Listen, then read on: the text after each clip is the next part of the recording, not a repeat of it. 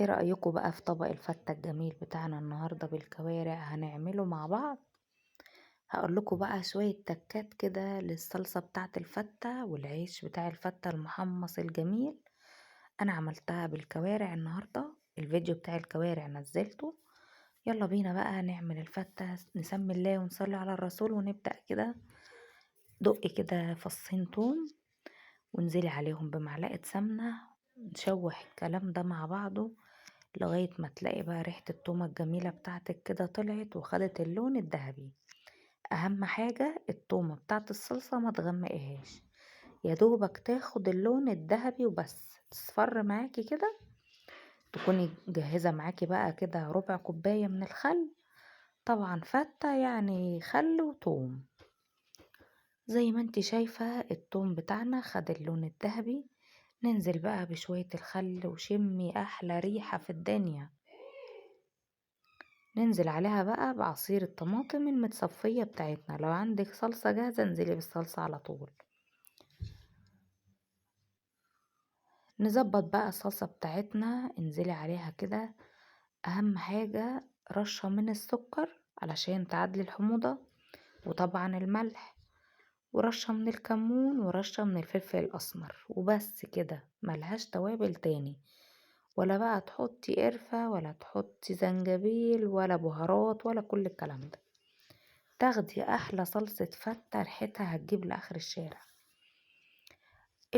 العيش بقى أي عيش موجود عندك، مش شرط عيش محمص. ده العيش بتاعنا عادي اللي احنا بنخبزه، بقطعه زي ما انت شايفة كده بالمقص مربعات.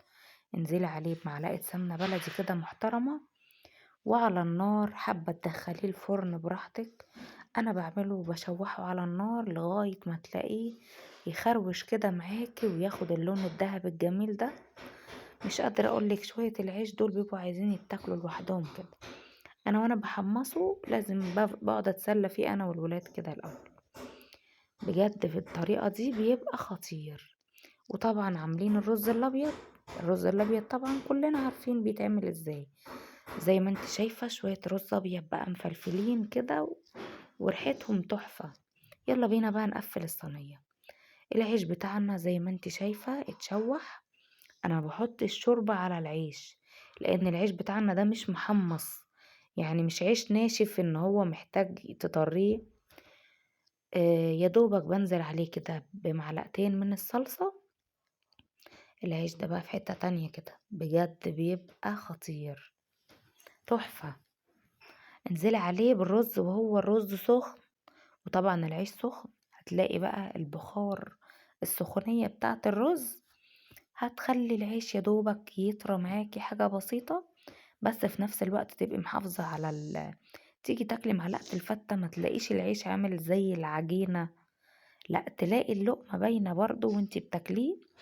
طبعا بنفرد الرز بتاعنا ونرش عليه بقى الصلصة بتاعتنا الجميلة وحتة الكوارع بقى المحترمة. قفلي بقى صينية الفتة على مزاجك. طبعا لو حابة تعمليها جنب لحمة مش هتقول لا، بس انا النهاردة عملتها جنب الكوارع. كنا بقالنا كتير الصراحة ما عملناهاش. بس كده انا خلصت الفيديو بتاع النهاردة. اتمنى لو عملتي الصلصة بطريقتي، ولو عجبتكم ما تنسوش تدعموني بلايك. بحبكم في الله، والسلام عليكم ورحمة الله وبركاته.